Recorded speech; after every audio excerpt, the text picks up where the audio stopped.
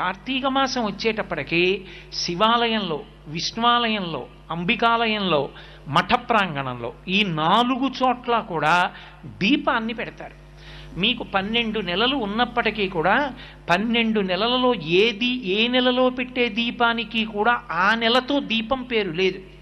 ఏదో భాద్రపద దీపం, లేకపోతే ఆశ్వీజ దీపం, మార్గశిర దీపం అలా పేర్లు లేవు. ఒక్క కార్తీక మాసంలో పెట్టేటటువంటి దీపానికి మాత్రమే కార్తీక దీపము అని పేరు. ఏమి ఆ నెలలో పెట్టిన దీపానికి అంత పేరు ఎందుకు రావాలి? ఆ ఒక్క నెలలోనే దీపానికి అంత ప్రాముఖ్యత ఎక్కడుంది? యథార్థానికి పూజలో ప్రారంభంలో ఒక అంగంగా మనం దీపం వెలిగిస్తాం. కానీ కేరళ రాష్ట్రంలో ఇప్పటికీ ఒక అలవాటు ఉంది.